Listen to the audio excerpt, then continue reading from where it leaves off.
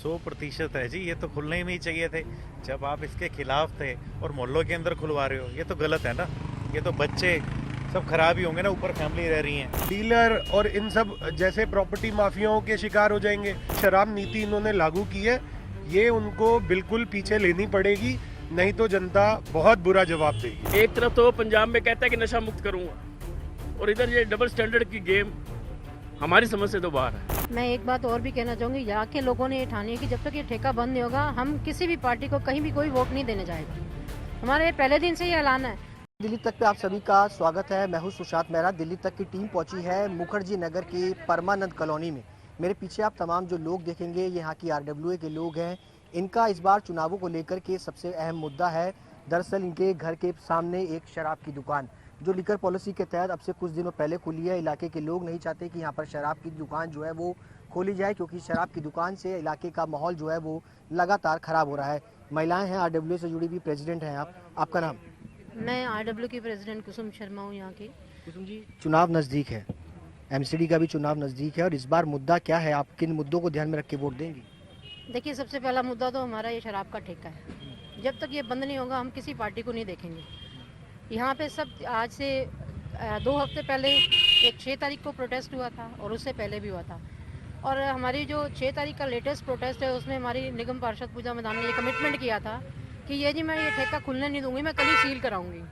फिर कुछ आप पार्टीज़ के जैसे वो आप पार्टीज़ में भी वो चले गए, तो वो भी रिप्रेजेंटेटिव भी थे मिस्टर राजीव खेड़ा जी, उन्होंने बोला कि जी मैं इसको खुलने नहीं दूंगा, मैं इसको बंद करा के छोड़ूंगा। फिर हम उसके बाद एमएलए से मिले, मैंने उनकी ज़बानी जमा खर्च पे यकीन नहीं किया। मैंने कहा आप मुझे जब तक लिखित में नहीं देंगे मैं उस पर यकीन नहीं करूँगी। तो बोले एमएलए कैसे आपको लिखित में दे सकते हैं। मैं कहा कोई बात नहीं, आप या तो उनको यहाँ ले आइए या हमारी एक मीटिंग कराइए। जब हम एमएलए से मिले, सिग्नेचर व्यू अपार्टमेंट में एक इनाग्रेशन हो रहा था, तो 10 मिनट हमने वेट करने के बाद जो हमें एक रूम में मिले, उन्होंने बोला कि मैडम अगर आप मेरा मोबाइल चेक कर सकते हैं तो इस तरह से मैंने ये कैंसिलेशन के लिए दिया हुआ है। मैंने कहा सर आप कितने दिनों में इसका प्रोसेस पूरा होगा? उन्होंने बोला 3 दिन के अंदर 200% ये ठेका बंद होगा। ये एमएलए के वर्ड थे।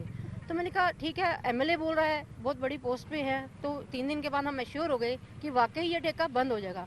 पर ऐसा कुछ नहीं हुआ और हमारे उनके सारे वादे झूठे। आज भी मैं यहाँ आने से पहले बातचीत करके कि आपका क्या स्टेटस है, उन्होंने कोई स्टेटस नहीं दिया। जबकि आरडब्ल्यू की तरफ से 3 लेटर पे मैंने सिसोदिया जी को और डिप्टी कमिश्नर ऑफ एक्साइज को, एमएलए को, सबको मैंने दिया, बट हमें कुछ उसका रिटर्न में कोई कार्रवाई कुछ भी नहीं मिला अभी तक। और ना कोई आश्वासन मिल रहा है कि यही कहा जा रहा है कि जो 250 ठेके और बंद होंगे तो उसका ये भी हो जाएगा। तो मैंने कहा जब आपने हमें 3 दिन के अंदर ये इसको बंद करने का आश्वासन दिया था तो उन 250 ठेकों के साथ हमें क्यों जोड़ रहे हैं इस चीज़ को? हमें कोई फ्रूटफुल रिजल्ट आपका आज तक नहीं मिला कोई भी।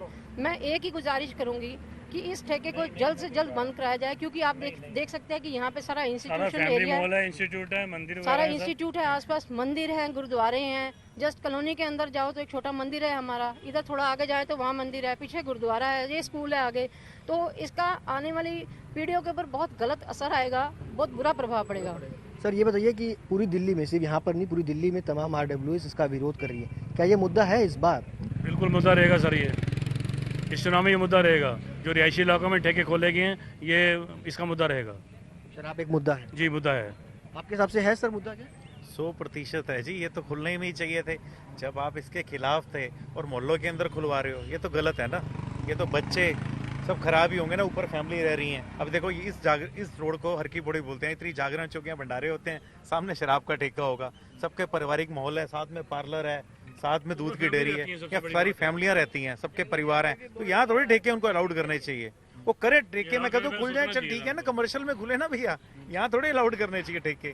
कोई जगह भी तो देखी जाएगी।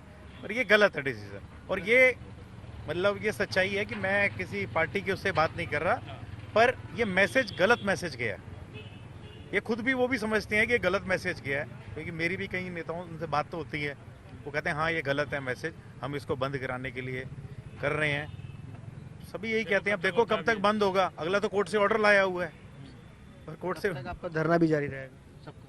हाँ जी, हाँ जी, बिल्कुल हमारा जारी रहेगा। आपका नाम क्या है, आपका क्या मुद्दा है इस बार? मेरा नाम देवदत्त शास्त्री है जी, मैं गीतानंदिनी पुजारी हूँ। देखिए यहाँ प्राइमरी स्कूल है, बच्चे छोटे छोटे बच्चे आते हैं, पीछे मंदिर है, उसके हाथ में गुरुद्वारा है, पीछे ही मंदिर है, सामने मंदिर है, चारों तरफ धार्मिक स्थलों के बीच में ये ठेका खुला गया है। और यहाँ पर जैसे इन्होंने बताया कि ये हर की पौड़ी है, यहाँ पर हर वर्ष चौकी होती है, जागरण होते हैं और भजन संध्या आदि होते हैं। और सामने ठेका खुल रहा है, बच्चे हमारे बहनें बेटियां सब यहाँ से निकलती हैं, सामने ठेका है और बच्चे इंद्र विकास कॉलोनी बाहर बाहर के बच्चे आकर के यहाँ पर खड़े होते हैं। वैसे भी यहाँ पर बहुत ऐसे केस हो चुके हैं, दिन में भी छीना झपटी भी हो सकती है, तो ठेका खुलने से तो और अन्य हो सकता है, इसीलिए ये उचित नहीं है।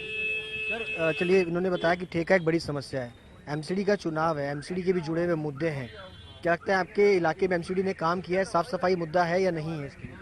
देखिए, सबसे बड़ा मुद्दा तो ये शराब का ठेका है।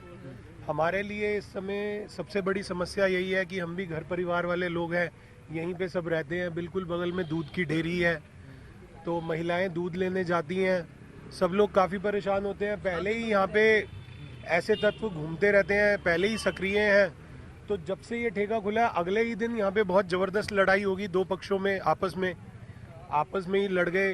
और तभी से देखा जा रहा है कि यहाँ पे ऐसे अराजक तत्व रात को घूमते हुए नजर आते हैं। जाहिर सी बात है, ठेका खुलेगा, शराब लेंगे, यहाँ पे बैठ के पियेंगे भी, ये पूरी दीवार खाली है, यहाँ पे एक अड्डा बन जाएगा। हम लोगों की चिंता यही है कि ये इलाका फिर रहने लायक नहीं रहेगा। मतलब रिहायशी इलाके के बिल्कुल बीचों बीच शराब का ठेका होना हमारे लिए तो ये बहुत मुश्किल बात है। दूसरा, हम लोग यहाँ पे फिर डीलर और इन सब जैसे प्रॉपर्टी माफियाओं के शिकार हो जाएंगे। भाई, कोई बंदा अगर यहाँ से बेच के जाना भी चाहेगा तो उसको अपनी प्रॉपर्टी की कीमत नहीं मिलेगी, आधे अधूरी कीमत पे बेच के जाना पड़ेगा। तो यहाँ की जनता त्रस्त हो रही है, ये बात समझनी पड़ेगी। आम आदमी पार्टी ने बहुत अच्छे काम किए हैं, किए भी होंगे, आगे भी करेंगे, पर उनको ये समझना चाहिए कि ये जो नई शराब नीति इन्होंने लागू की है, ये उनको बिल्कुल पीछे लेनी पड़ेगी, नहीं तो जनता बहुत बुरा जवाब देगी। आम आदमी पार्टी ने काम किया है सर इलाके के अंदर, या बीजेपी ने काम किया है एमसीडी के अंदर? सर काम सब नहीं किया अपने अपने जगह, पर ये जो काम हुआ है सर बहुत गलत हुआ। ये नहीं होना चाहिए था, क्योंकि ऑलरेडी हम लोग इस चीज़ से बहुत परेशान है। लोग गाड़ियों में ड्रिंक करते हैं सर बैठ के हमारे यहाँ। अगर आप बीट ऑफिसर से चाहें तो पूछ सकते हैं, इस बात को पूरा वो कंफर्म करके आपको बताएंगे। हम लोग खुद उनका गाड़ियों के नंबर देते हैं। कब से हुआ, मतलब कि ये गाड़ियों में पीना, इस तरीके खुले में करना, ये सालों से चल रहा है सर, सालों से चल रहा है ये। अब हम लोग खुद RWA जब से फॉर्म हुई है, जब से हम लोग एक्टिव हुए हैं सर, इस चीज़ पे रोक लगा रहे हैं, क्योंकि लड़कियों के साथ भी सर छेड़छाड़ होती रहती है। आए दिन यहाँ पे जो अराजक तत्व आते हैं सर, वो लड़कियों से भी बदतमीजी करते हैं। बाहर से युवा लड़के आते हैं, यहाँ बिल्कुल खड़े सर। रहते हैं। और यहाँ थोड़ा सर ऐसा है कि स्टूडेंट्स का माहौल है, तो कुछ जैसे जिन पे माता पिता का अंकुश नहीं है, तो सर वो थोड़ा सा बेलगाम हो जाते हैं कहीं ना। खराब हो रहा है शराब की दुकान खुलने से। ये बताइए सर, एमसीडी यहाँ से बाहर से युवा लड़के भी आते हैं, यहाँ खड़े रहते हैं, और खड़े रहते हैं तो पहले भी यहाँ पर दिक्कत होती है। जैसे महिलाएं आती हैं जाती हैं, वहाँ दिक्कत होती है बहुत। मैंने देखा है कि मैं आज जाता हूँ, यहाँ पर बहुत ही अराजक तत्व वाले लड़के खड़े होते हैं। जैसे बाहर बाहर के कॉलोनी से लड़के आते हैं, और सामने ये ठेका खोलने से तो और ज़्यादा हो सकता है ये। इसीलिए ये नहीं। सीनियर सिटीजन है सर, एमसीडी का चुनाव आ रहा है, इलाके के ज़्यादातर लोगों का मानना है कि शराब एक बड़ा मुद्दा बन गया है। आपके लिए क्या मुद्दा है सर इलाके में? ऐसा मुद्दा क्या है जी, अगर ऐसे शराबे के ठेके खुलेंगे तो कौन वोट देगा? कोई वोट ही नहीं देगा, पहली बात तो। दूसरी बात ये देखिए, हम धार्मिक का काम करते हैं, उस बोर्ड को इस तरफ आप कैमरा घुमाएंगे तो देखिए 36 साल हो गए हमें यहाँ पे, मतलब अच्छे काम करते हुए। तो फिर ऐसे काम के लिए कौन करेगा? वोट देगा कोई नहीं देगा। अच्छा, यानी सरकार ने जो फैसला लिया शराब का ठेके खोलने का, वो गलत है? बिल्कुल गलत है जी, बिल्कुल गलत है। इसको किसी भी तरीके बंद होना चाहिए। अच्छा सर, शराब एक बड़ा मुद्दा हो गया सर? सर जैसे कि आपने अभी देखा, जितने भी लोगों ने यहाँ व्यू दिए हैं, सबसे पहले तो ये राजनीतिक मुद्दा नहीं है, ये हमारा सामाजिक मुद्दा है, और ये सामाजिक बुराई का मुद्दा है। ठीक है। इसमें कोई राजनीति नहीं है। ये सब जो लोग खड़े हैं यहाँ पर, ये किसी पार्टी से बिलोंग नहीं करते हैं। ये सब यहाँ के रेजिडेंशियल हैं, और जो रेजिडेंशियल है जिसके ऊपर यहाँ पर फर्स्ट फ्लोर या सेकंड फ्लोर, थर्ड फ्लोर, सब शाम को यहाँ लोग सब्जी खरीदने आते हैं, दूध खरीदने आते हैं, हलवाई के पास आते हैं, सबके पास आते हैं, माँ बहन बेटी सब आते हैं, बच्चे आते हैं। इसका इम्पैक्ट क्या पड़ेगा शाम को शराब की ठेके की दुकान पर? बच्चे क्या सोचेंगे? मैं माननीय मुख्यमंत्री अरविंद केजरीवाल से एक बात कहना चाहता हूँ कि एक तरफ तो पंजाब में कहता है कि नशा मुक्त करूँगा, और इधर ये डबल स्टैंडर्ड की गेम हमारी समझ से तो बाहर है। ये तो उनको सोचना चाहिए कि रेजिडेंशियल इलाकों में आप शराब के ठेके खोल रहे हैं। अरे खुलवाना था कोई इंस्टीट्यूट, वैसे खुलवा दो, वैसे बच्चों को भी कुछ खुलवा दो, माने भी। शराब के ठेके बच्चों पर क्या असर पड़ेगा? मान लीजिए माँ बाप घर पे नहीं है, बच्चा घर में अकेला है, दोस्त आ गया, चल नीचे से लीव होता ना, घर में बैठ के पीना शुरू कर दिया, क्या असर पड़ेगा इसके ऊपर? सिर्फ ये नहीं कि हमने एक्साइज से, हमने सेल टैक्स से, हमने GST इकट्ठा करना है, वो इकट्ठा करना है, कम से कम लोकल रेजिडेंशियों की बात तो सुने। ये मैं कहना चाहता हूँ, ये सामाजिक मुद्दा है, ये कोई राजनीतिक मुद्दा नहीं है। हमें किसी से पार्टी से कोई सरोकार नहीं है, ये लड़ाई हम खुद लड़ेंगे और लड़ते रहेंगे, यही मैं कहना चाहता हूँ। और भी लोग हैं, बताइए सर क्या मुद्दा है सर आपके इलाके में इस बार? शराब के अलावा और भी तो मुद्दे होंगे सर इस बार जब चुनाव देंगे। मेन जो मुद्दा है वो यही है कि शराब का ठेका बंद होना चाहिए। इससे हमारे इलाके में सिर्फ यही खुला है आपके वार्ड में, या और भी इलाकों में आके आसपास और भी खुले हैं, या इसी तरीके से एक ही खुला है? नहीं, कमर्शियल कॉम्प्लेक्स में है मुखर्जी नगर में, या ऐसे रेजिडेंशियल एरिया में ये पहला ही ठेका है जो हमारे यहाँ खुला है। अब आप कैमरा घुमा के देखिए, ऊपर भी रेजिडेंस है, दाएं बाएं सब हर तरफ रेजिडेंस है, और रेजिडेंस के अंदर इन्होंने शराब का ठेका खोल दिया है। और ये जो ठेका जो है ये गलत मैसेज जाएगा, बहुत ही गलत मैसेज जाएगा। हम चाहते हैं कि इसको बंद कराया जाए। चलिए आप कुछ बोलना चाहती बताइए। मैं एक बात और भी कहना चाहूँगी, यहाँ के लोगों ने ये ठानी है कि जब तक ये ठेका बंद नहीं होगा हम किसी भी पार्टी को कहीं भी कोई वोट नहीं देने जाएगा। हमारे पहले दिन से ये ऐलान है कि ये ठेका बंद कराया जाए। हमारा दिलीप पांडे जी से भले उन्होंने लिखित में लेंगे, जब जो वोट मांगने के लिए आएंगे उनसे पहले लिखित में लेंगे कि पहले आप इसको बंद कराइए, उसके बाद ही हम। लिखित पे आश्वासन करती हूँ मैं, जबानी जमा खर्च पे बात मैं उस पर बिल्कुल विश्वास नहीं करती। इसीलिए हम MLA से मिले थे कि आप जब तक हमें कोई लिखित नहीं देंगे। उन्होंने लिखित नहीं दिया, उन्होंने बिल्कुल मोबाइल में दिखा दिया था कि मैंने कैंसिलेशन के लिए अप्लाई किया हुआ है, बट हमें अभी तक कोई लिखित आश्वासन नहीं दिया गया। तो हमारा हमने एक ही ठानी है कि हम वोट देने नहीं जाएंगे। अगर ये हमारे साथ दिलीप पांडे जी या कोई ऐसे पार्टी के कोई भी ये राजनीति खेल रहे हैं तो हम उस पक्ष में नहीं है, और इसको बंद कराया जाए जल्द से जल्द। बंद कराया जाएगा तभी वोट मिलेगा। सर आपके क्या मुद्दे हैं? सर हमारा कोई मुद्दा नहीं है, ये शराब का ठेका बंद होना चाहिए। हम लोग पैदा यहीं पे हुए, 40 साल से यहाँ पे रह रहे हैं, और इसी जगह पर हम लोग माता की चौकी करवाते हैं, जागरण करवाते हैं, दरबार साहब लगता है, और उसी के सामने अगर शराब का ठेका लग जाएगा तो एक तरफ आप खुद देखिए, इधर माता का भवन लगा हो और एक तरफ माता का भवन लगा और दूसरी तरफ शराब बिक रही है, तो गलत इम्पैक्ट है सर। ये शराब एक बड़ा मुद्दा, बताइए। मैं श्री दिलीप पांडे से कहना चाहता हूँ, एक नर्म कहना चाहता हूँ कि पब्लिक ने आपको ये पावर दी है, आपको ये चुनकर भेजा है। इन नेताओं लोगों से मैं सिर्फ एक बात कहना चाहता हूँ, मान लीजिए अगर इनकी फैमिली का कोई भी रिश्तेदार इन फलाने के ठेके या साइड में रहता हो तो क्या वो ऐसा होने देते? एक आम नागरिक के दर्द को सुनो, कम से कम इतना तो देखो कि कम इंसानियत के नाते, किसी चीज़ के नाते ये तो देखिए कि आप फैमिली के साथ क्या खिलवाड़ कर रहे हैं, बच्चों पे क्या इम्पैक्ट जाएगा, क्या जाएगा। बच्चे यहाँ से ट्यूशन में जाते हैं, सबको किताब में वो शराब का ठेके की बोतल को देखेंगे।